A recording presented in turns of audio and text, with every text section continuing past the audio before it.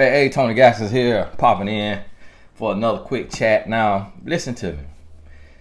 Now, I'm gonna tell you something that I noticed, and I'm coaching more right now because we're in the summer, so I got less to move around unless we're on vacation. So I've been coaching typically about 3 clients.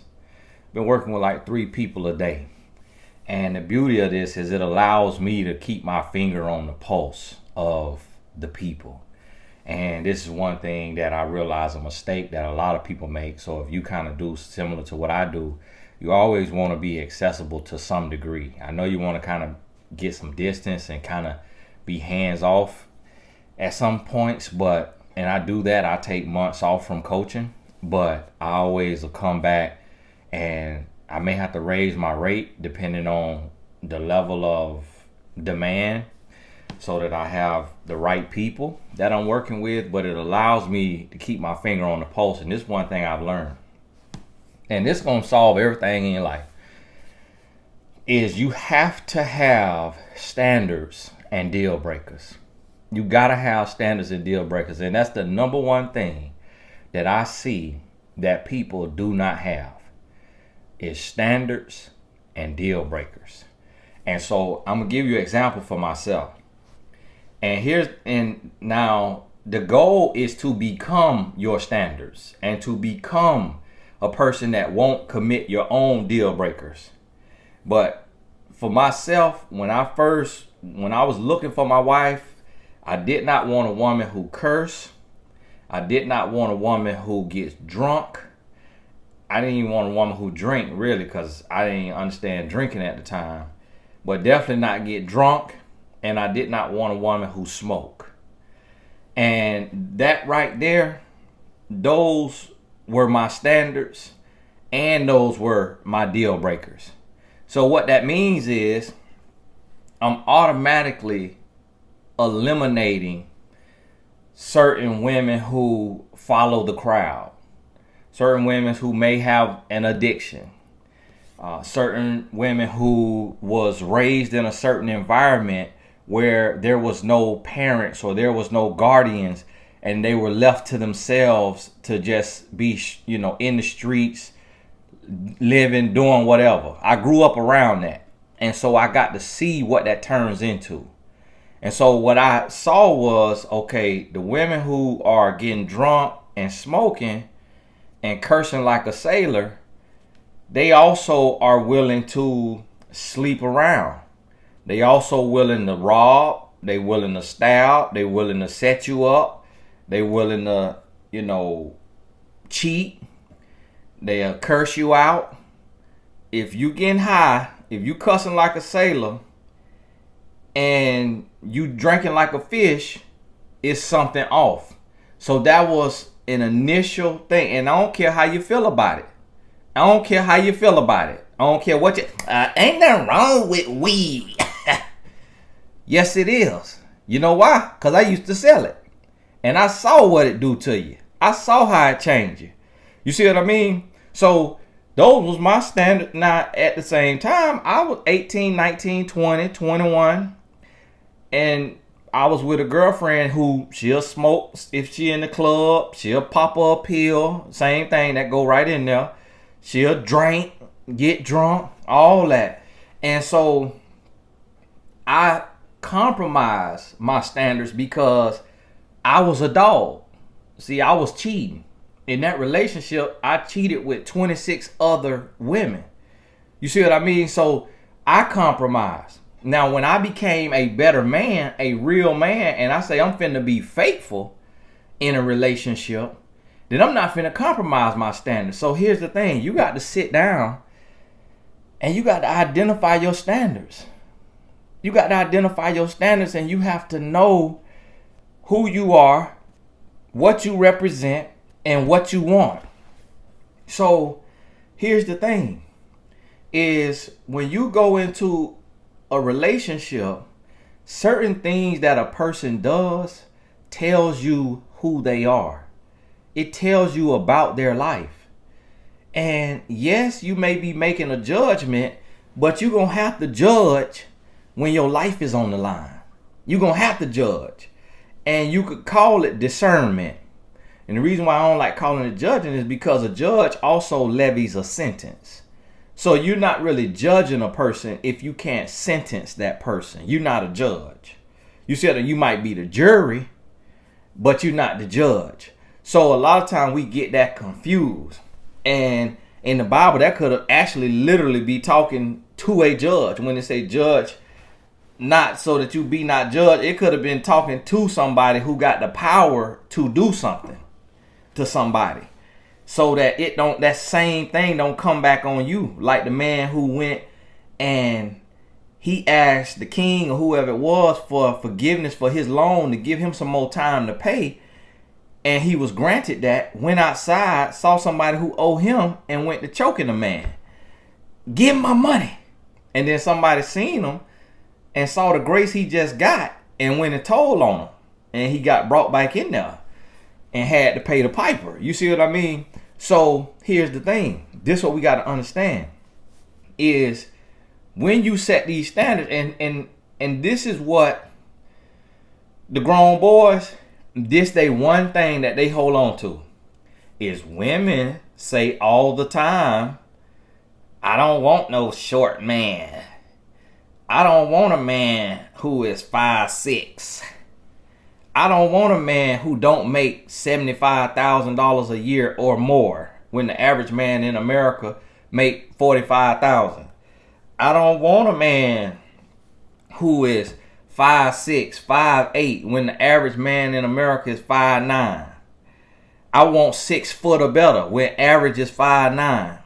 So the one thing that the grown boys hold on to is women have these little standards. So why can't a man say, I don't want a woman who BMI, body mass index, is off. I don't want a woman for her height and her weight, she would be considered overweight by the doctor. I don't want a woman who done slept with more than 5 men. I don't want a woman who, and now when I say that, that was a real standard. Like that was a real standard across the board. Every man that I knew, that was the number. If a woman slept with more than 5, now this, 2000 and it's early 2000s. So I already know some of y'all mad right now in the comments. Oh, you shouldn't be judging a woman by that, because men sleep around too. You right. So you could have a standard too. You could say you don't want a man that done slept with more than five women. You could say you don't want a man that done slept with more than 1 woman. You can say whatever you want to say, but live by, die by. So here's the thing. When my standard was I didn't want a woman who done slept with more than 5 men, I was 19 years old. 20 years old. So if you up past 5 at that age, where was you raised? What you when you lost your virginity? 12? And that was the case. Now, a lot of women where I'm from lost their virginity willingly, consensually, at 11, 12 years old. We used to get it in. I lost mine at 15, but it was a lot who lost it at 10, 11, 12. I got a client who it was not forced, but it was not consensual in the sense that she was saying like she didn't really know better. That she thought that this must be okay if this man is asking her. And she unfortunately got pregnant at 10. At 10 and married at 11. Now, I think she was probably born in probably like the 50s, in the 50s, I think. I think she was probably born in like the 40s or the 50s. So life was, different. And in a small little Baptist church, and got pregnant from the deacon. And so I say that to say, that's way back then now. And stuff was like that was coming back then too, because a lot of women would become mothers at 13 way, way back in the day. And that's what the menstrual cycle represented. When the menstrual cycle started For some, it start at 9, some start 10, some start 11, some maybe late as 13. But when the menstrual cycle started, that meant to the world, to the people, that, okay, she ready to give birth. So way back in before, that was a sign. And, oh, she getting childbearing. Oh, her hips spreading. Oh, her nose spreading. You know, all the little stuff that come with it. And so when it comes to us being sexual, depending on who you are, where you from, for some people that start very young. And so that became a standard for a lot of men. Now, the bad part about it is it was a double standard. Is men would sleep with how many other people we wanted to, but then had a standard for a woman. And so what I used to do is lie. If a woman asked me how many women you done been with, 5. I don't believe that. Why you don't believe that? What I look like to you? I ain't like that. I don't get down like that. If that's what you do with your business, then let me know. But don't put your guilty conscience on me now. I done been with 5 women. And that was my number. When I was at 20, when I was at 100. 5 was my number. And here was the thing. Is women was coming in being honest. A lot of women was coming in telling a man they real number. And I remember a guy calling me. And he was a good guy. And he said, man, I just got to ask her how many guys she done slept with, man. I got to ask her. But I'm like, man, I feel bad about it. Like, is that a bad question to ask? Like, you know what I mean? Because it was like, I kind of like asked her and she got offended. Like, but man, now I got to know, man, because I don't want to be walking around and she done slept with this dude, and they looking at me like I'm crazy, man. And women could have the same concern, but for whatever reason, and a woman would have to explain that, for whatever reason, women would sweep that under the rug, or women would not ask that question. My wife never asked me how many women I've been with. When I asked her later, she was like, I didn't want to know the answer. She was like, I live by don't ask a question that you don't want to know the answer to, because she said, I liked you, and if that answer would have been wrong, it would have been a wrap. And so she said, I'd just rather not ask and just judge you for who you were at that time and not judge you by your past. Now, that's how a woman thinks. Me?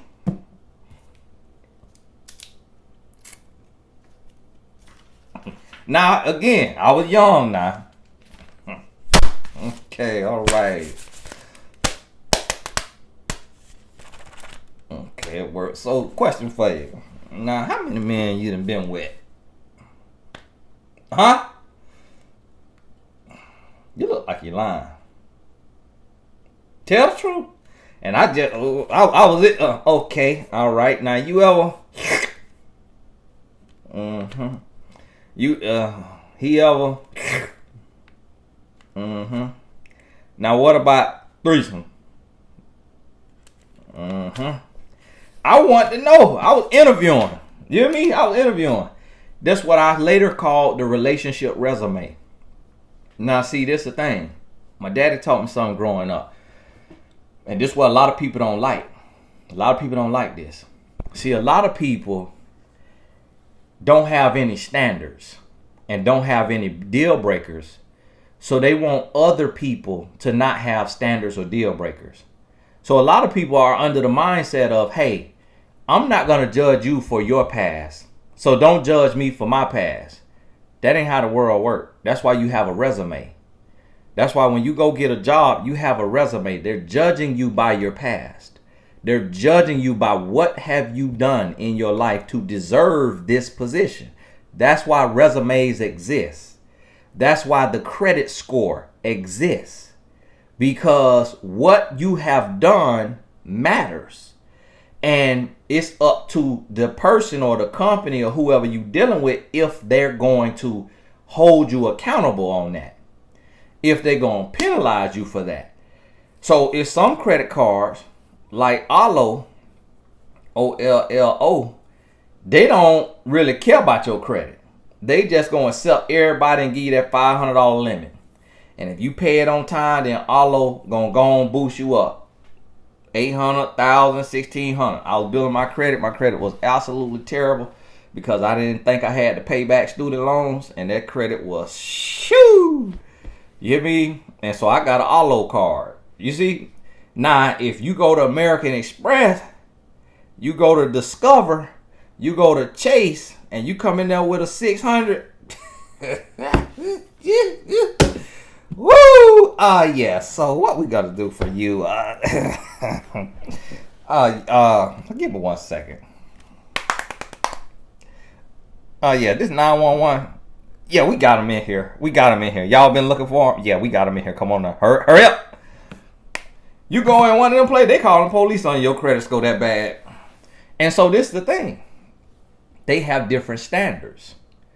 You can't get mad. I remember I went to the credit union, get me a checking account. The man gonna tell me, sir, anytime you get ready to deposit a check, you're gonna have to come into the bank. I'm like, I can't do mobile deposit like I do at Bank of America. No, sir, your credit too bad. What? So you mean tell me I got to come in here to deposit a check to pay my car note with y'all? Well, but that was their standards. Because they say, listen, we deal with a lot of y'all, minority, bad credit score. And y'all got fake checks scanning it over the internet, and we giving you credit for it. You going to the mall and ball, and then we find out a week later that check was fraudulent. So because your credit score is bad, low as your shoe size, you need to come in here. So you see what I'm saying? So my daddy, he taught me a long time ago one time, because my sister hit me. She hit me, I hit her bike. And when I hit her bike, she went to tell my daddy. And my daddy said to her, he said, did you hit him? And she said, yeah, but he hit me back harder. He said, don't ever get mad if you hit somebody and they hit you back harder, because you should have never hit them to begin with. That was a lesson he taught her. He didn't enable her and say, Tony, she's a girl. Do not hit her. Let her hit on you, but you cannot hit her back. Or you cannot hit her back harder than she hit you. Instead, he taught my sister, you are a woman, but don't go pick a fight that you can't win. Don't feel like because you a woman, you get to go and do anything you want to do, and you could go slap a man in the face and don't know how that man gonna respond. So he taught her that lesson. That taught me a lesson about life. That I can't go and say, hey, you slept with 50 men. I'm okay with that. And then be upset when a woman say to me, I can't be with you because you done slept with too many women. I can't be with you. I'm not finna be walking around with you getting embarrassed because you done been with everything walking. I can't get it mad at her because that's her standards. She got the right to her standards for her life. And that's the problem with our world, is we get mad at people for their standards. We get mad at a quote unquote double standard, but the double standard is what you allow. So if a man has slept with 100 women and you done been with 15 men, and he turned his nose up at you and looked down at you like some trash, but you willing to accept him, that's your fault. Because you don't have to accept him. You could have standards too. And then when he feels the brunt of your standards, when he realized his resume ain't good enough to get hired on your job, now he start to understand, okay, I can't be judging people in this certain way. And see, I slipped through the cracks because my wife ain't asked that question. So, and that could have come back to bite her in the butt. But fortunately, she looked at everything that I was in that time in my life, in that season in my life, and she said, you know what? He's mature enough to grow and be a man. That could have came back to bite her in her butt had I not changed. But see, that's why when I showed some red flag, boom, she left. Because she didn't ask a question that would give her some insight into my past and how I lived my life. So when I showed her red flags in the present, she had to go. And that's the problem. Sit down today and write out your standards. and your deal breakers. They may be the same thing. So I may have a standard that is, I don't want a woman that curse. But see, I get with this woman and she might not curse, but she might say, but in public, she might say, hey, you are so stupid. You the dumbest man I done ever been with. I cannot stand your stupid behind. I hate you, you ignorant, stupid. Oh my goodness, how dumb can you be? See, my standard was don't curse. She ain't curse at me, but that's a deal breaker. I'm gone, got to go. What? I remember one time at a game, my wife she intense at game. Her blood be flowing, she be hollering, and my son, he was probably 5 or 6. He missed a ground ball. He went down to get it. The ball rolled under his glove. And so she's like, man, he missed the ground ball. Come on, Tatum, you got to get that. And I was leaning over her shoulder, and she was like, he missed the ground ball. And I was like, yeah, gotta teach him how to get them grounders. And I was insinuating she got to teach him because she do that. She always out there working with them. She always out there doing the sports while I'm on here on the call. She don't have a job outside of the house, so she'll be out there playing catch. And when I said that, she was like, you teach him. And she said it loud. And a Hispanic lady right here beside her, a black lady right here beside her, or a white lady, and they look, because they see this a brother now. They done heard rumors about brothers now. They done heard rumors. And they was like, did this woman just yell at her husband? I knew it was in the moment because I know how she is. She ain't say nothing else now. But when she said, you teach him. But it wasn't like, it was like she was embarrassed because she take that stuff personal at sports games when her sons is sucking it up. She take that like a reflection on her. And I have to teach her, like, listen, this a child. This child ain't gonna know how to do that. We don't live through our kids and be outside just playing sports with them all day like these other dads. Like, these other dads work a 9 to 5. Like, they haven't tapped into their purpose. Like, they doing a job that they hate. So they live through their son. And that's why their son out here looking like a MLB player at 6 years old, because he want his son to make it in sports, to make money so bad because he never made it. I say that's what you got to understand. So our sons, they going to learn at a natural pace with the game. And when it really matters, this kid going to be burnt out and our son just going to be just getting started because we let them grow naturally as kids. So don't take this personal. When they not doing good out there, they learning the game as it go. I was terrible starting out when I was their age, but I got a full college scholarship and was the best at what I did. So understand this. I done been there. I done done this. You see what I mean? So I had to. So when she said that right there, boy, listen, I don't play about that. I do not play about that there. I ain't say nothing. Because if I would have said something, boy, listen, it wouldn't have been right. It would have been furniture moving. So what I did is I walked off. I just eased off.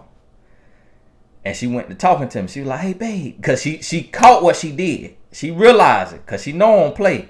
She caught what she did. And she realized that she was in the moment and you teach him. And she realized that was disrespectful. And so what happened was I was walking off. I went to the other side of the field. And the other side of the dugout.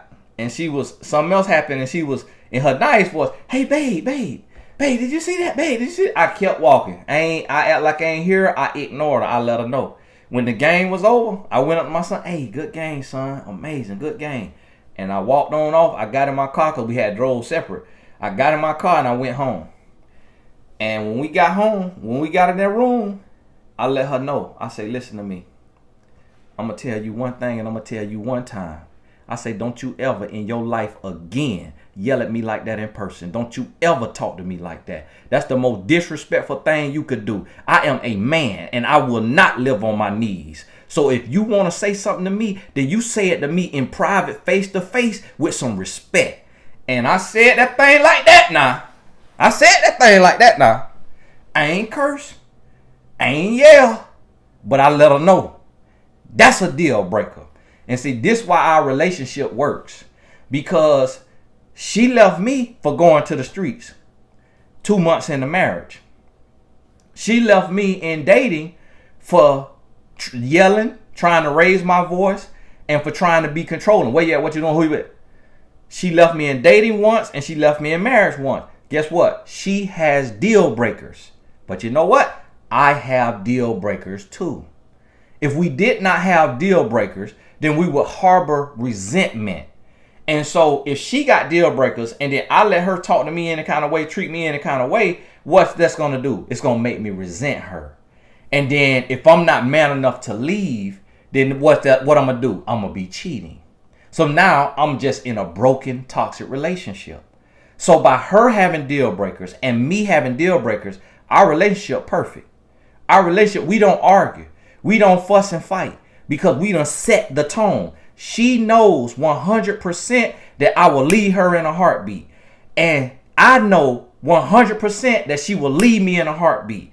We don't care how many years we got in it. If you not bringing your best to the table and you not being respectful and faithful and honest and trustworthy, your butt will get left. And we will take it up with God in the forgiveness court later. And we both, if that means we got to burn, then we gonna burn. But we gonna be respected. So when you approach a situation loving and respecting yourself, then somebody got to love and respect you. Because people treat you how they see you treat yourself. So my wife know not to disrespect me in public. She know not to get out of hand. She know not to, and I see women yelling at they man, cussing they man out in the food court at the mall.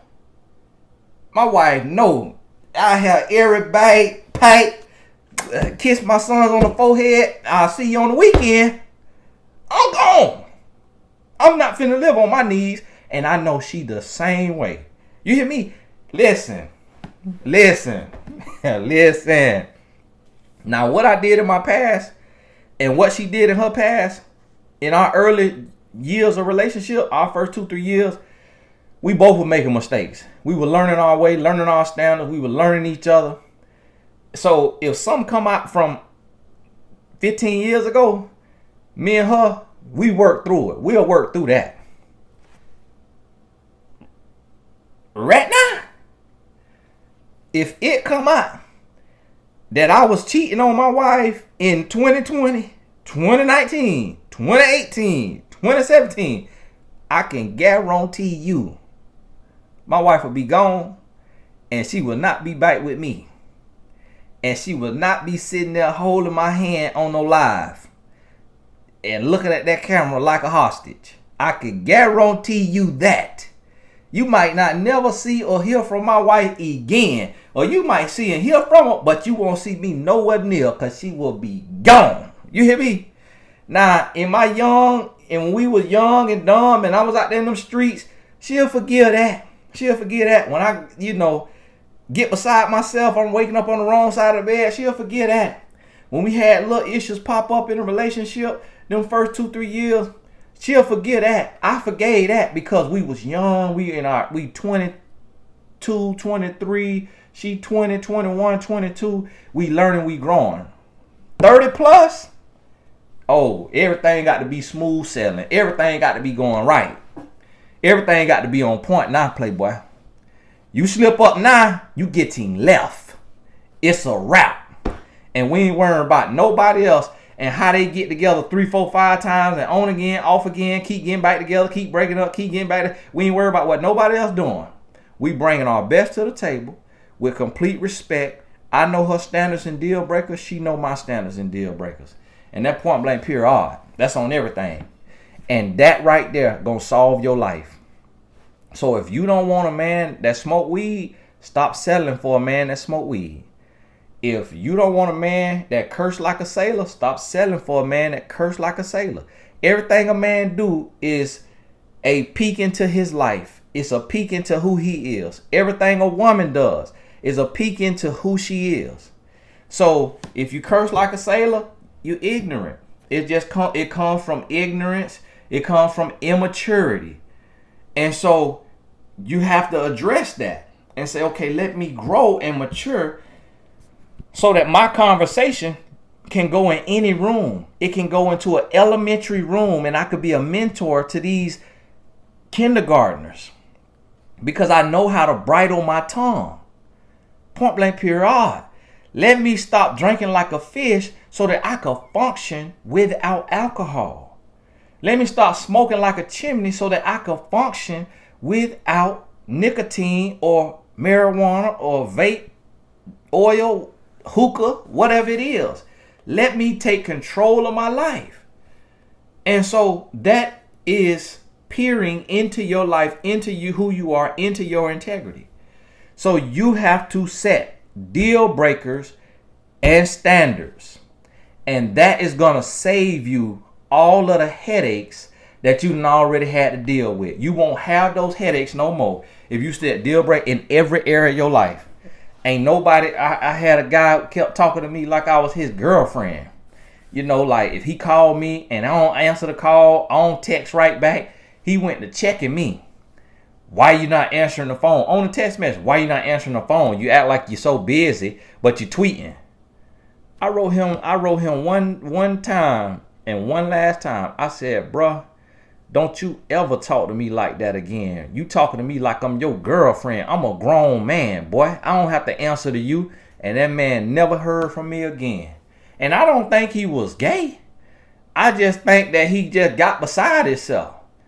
And he just thought that, oh, because I'm a life coach and because I'm a soft looking man, and he don't think that I look rough and mean and tough, that he just could talk to me any kind of way. And because I was nice to him and I would have a conversation with him and, give him the time of day talking to him when I ain't have to be talking to him because I was living on a whole nother level in life.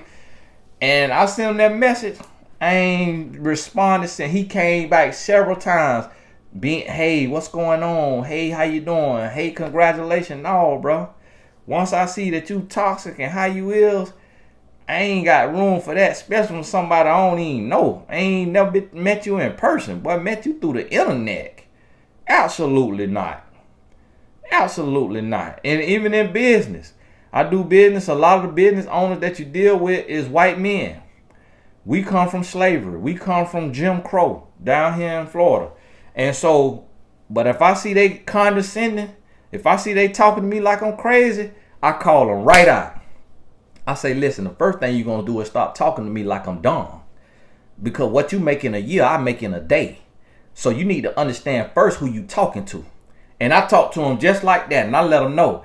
And I remember I was going to get a car. I'm going to tell y'all this story and I'm finna go. What time it is? I ain't even got no watch in here.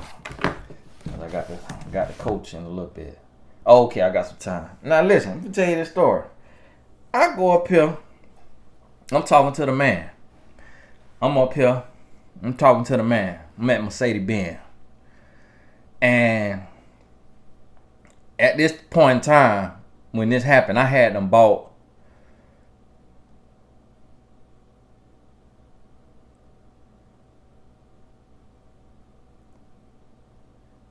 five Mercedes. I had them bought 5 Mercedes from these people. So I'm talking to the salesperson. I say, man, I need a better deal on this car. I need a better deal on this car. This right here ain't no good deal. He come out there. Well, this is what I'm going to be able to do for you. I'm going to be able to take off $900. I said, what? $900? I say, don't y'all have a loyalty program? I say, you mean to tell me that I done bought 5 Mercedes with y'all for my family and my extended family, and I come in here and you finna take off $900? I say, man, you spitting in my face. I say, man, that right there. And then, so the next day I write in, he not in. The other sales guy in. This was an Asian guy, the first guy. The other sales guy in, it's a white guy. I go in there. They told me to ask for him. So he like the other boss. So like maybe he one step up. I go in there. He's sitting at the desk on the computer. Hey, So yeah, so come on over here. Come on over here. Since you say this is the slimiest industry there is, because we was in email and he said, I'm giving you the best price. This is the best possible price we could do. Trust me on this. I'm not taking advantage of you. And I wrote him back. I say, sir, if you did not know, you work in the slimiest industry in the world. This is sales. This is car salesman. Don't nobody trust a car salesman. And I know after spending X amount of dollars with y'all, in one of my cars, I had a darn 12% interest rate because my credit was bad. So y'all done made so much money off me. But now my credit over 700, my life in a different place. I'm finna get some recompense. Okay? And so I'm emailing this man. And I go in there. He want to get condescending right out the gate. Because I reminded him of the industry he in and why I don't trust him and why I should not trust him. Like, sir, you're not a pastor. You're not no priest. I ain't coming to the Catholic Church to get no olive oil. I'm coming to a car dealership dealing with car salesmen. Everybody and their mama know what y'all be doing. And I'm going to tell you something. So I went in there, and as soon as he went to getting loud out his mouth, like getting disrespectful, I ain't like his tone. I hadn't even sat down. I had just walked in there. But see, he had to pump himself up because he naturally fear me. He naturally fear me because he could look at me. I could look at him.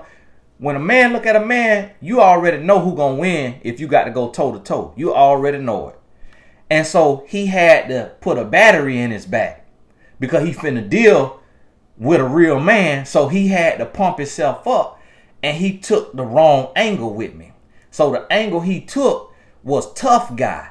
Instead of outsmarting me and being cool, calm, and collected and say, well, yes, Mr. Gasser, please have a seat. Let me show something to you. I'm going to show you the purchase order. I'm going to show you what we bought it for, and I'm going to show you what discounts we've given and, what we're doing. And I'm going to explain to you right now with, COVID being a situation and with the used car market being the way it is, and I'm going to share this with you and just kind of help you understand where I'm coming from, and then hopefully we can come to a deal.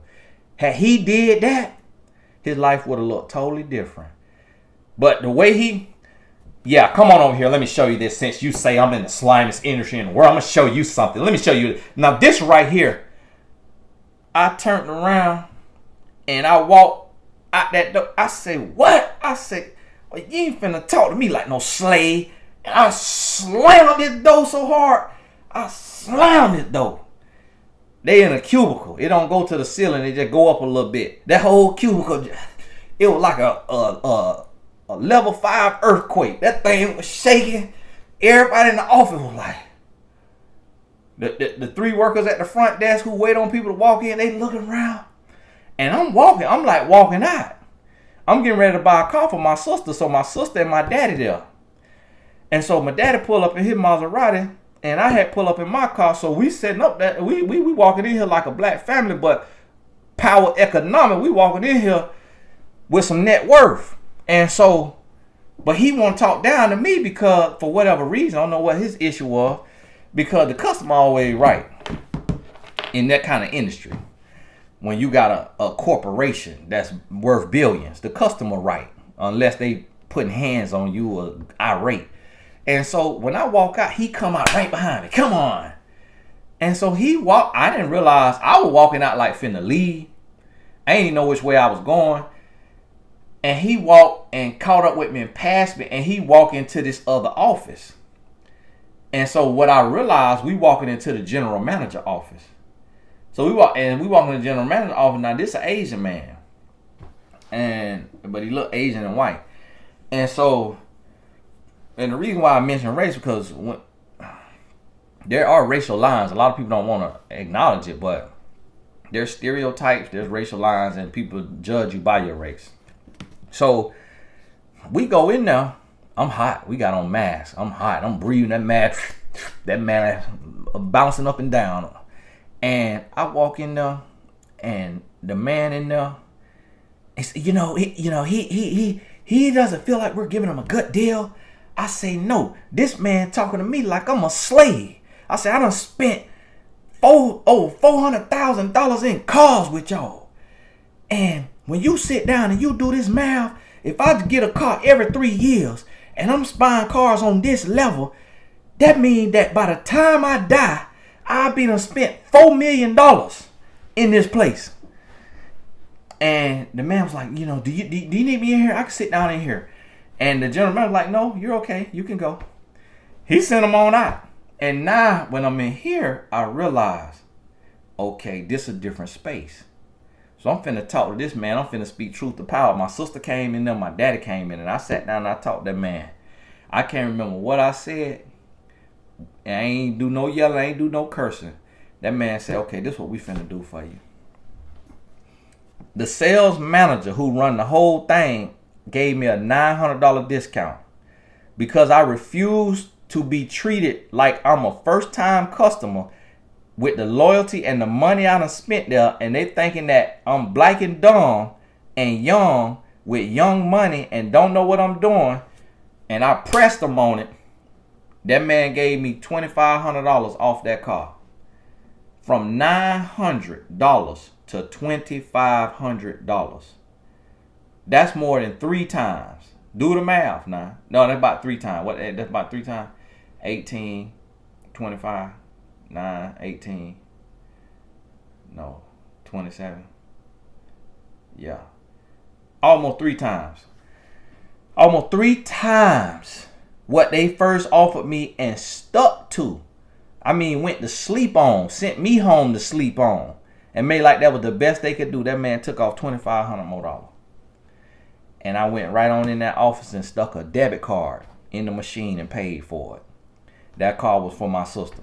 I bought her some kind of Benz truck. And this is debit card? Yeah, this is debit card. Oh, okay. So you're not financing it? No, I'm not financing it. That's how you make money.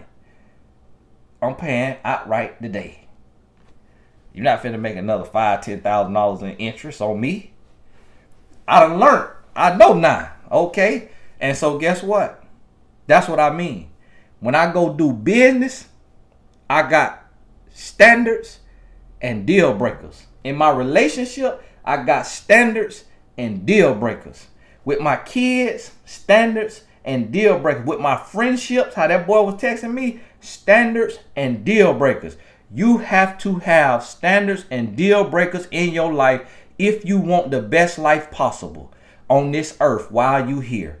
If you want to live at your highest level, you have to have standards and deal breakers. If you are not strict about your standards and your deal breakers, you're going to lose in life, and you're going to stay losing, and you're going to be miserable your whole life. But if you have standards and deal breakers, you're going to create a life that most people only dream of. And you're going to sit back and wonder, how in the world did my life get here?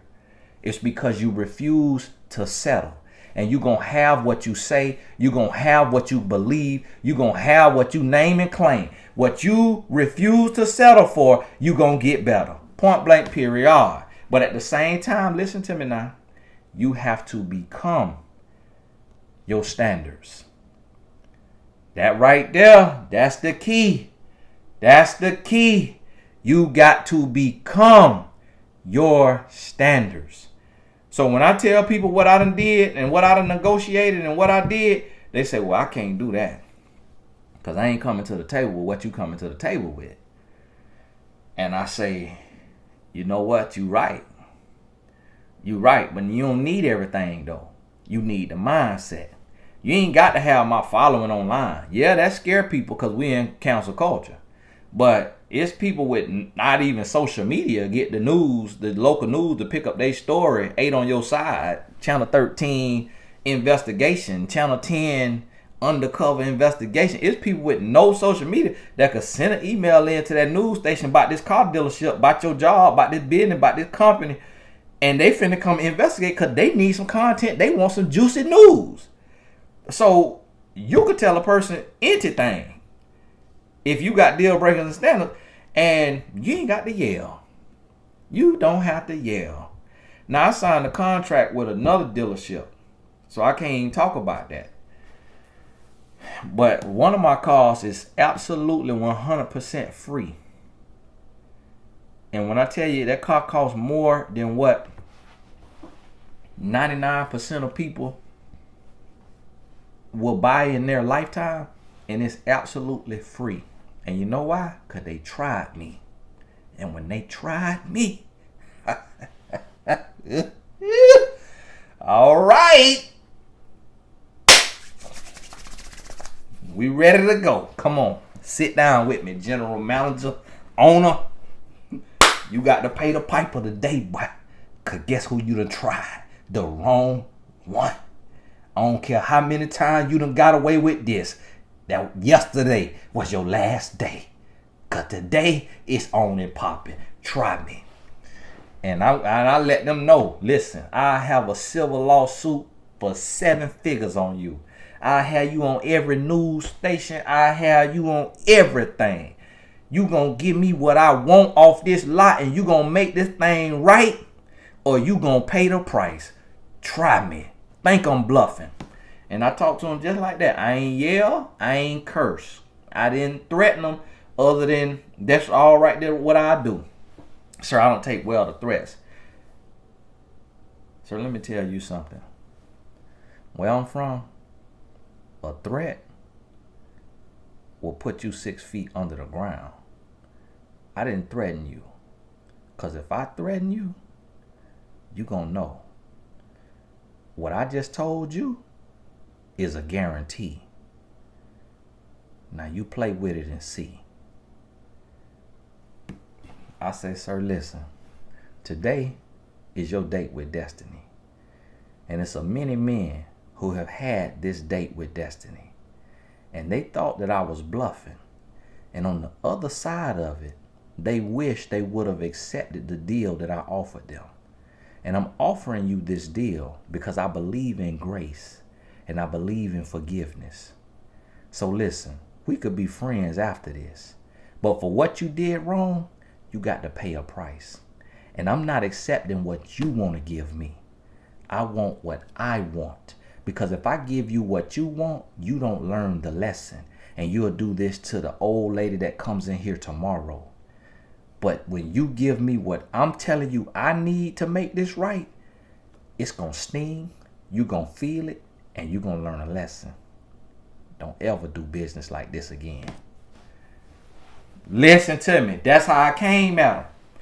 And I can't say the dealership, can't even say the car, can't say none of that because I signed it, I gave my word. But I'm telling y'all the story so that you know and understand that this is real. This is real.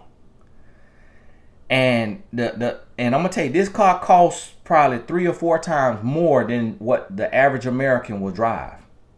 So I want you to understand, this ain't no $10,000, clunk bump car. No, this a real deal Holyfield car.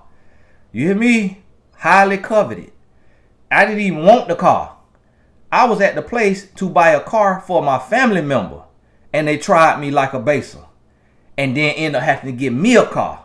And then I told them I'm finna buy my family member car from somewhere else, and y'all finna give me a free car, the most expensive car on the lot. Listen to me. I'm sharing this with y'all, not to brag about myself, but to let you know, I'm not telling you something that I'm not living. I live like this. I live like this. Deal breakers and standards. And folks got to come correct. They got to come correct. And if I got to walk away, God got me. God got me. Y'all so scared to leave that dead end, sorry, broken relationship because you are atheist. That caught you off guard. Yes, you are atheist. You don't believe that God will send you somebody better, so you settle. You don't believe that there's a better job, so you settle. You don't believe that there is a better friend, so you settle. You don't believe in God. You believe in you and what you can see. You don't walk by faith. You're an atheist. But yet be sitting in church every Sunday. Be quoting scripture, hitting people across the head, but you settling. When God done told you in his word, he will give you the desires of your heart. Come on now. You don't want to hear that. That ain't what you want to hear. Now listen, you can't do this out of ego. You can't do this out of frustration. It got to be calculated. It got to be reasonable. It got to be real. It got to be fair. It could be hard, but it's fair. Hard but fair. You done heard that from your mama or your daddy. Hard but fair. It got to be. Hey, this is Tony Gaston. God bless you. I got to go. We'll talk soon.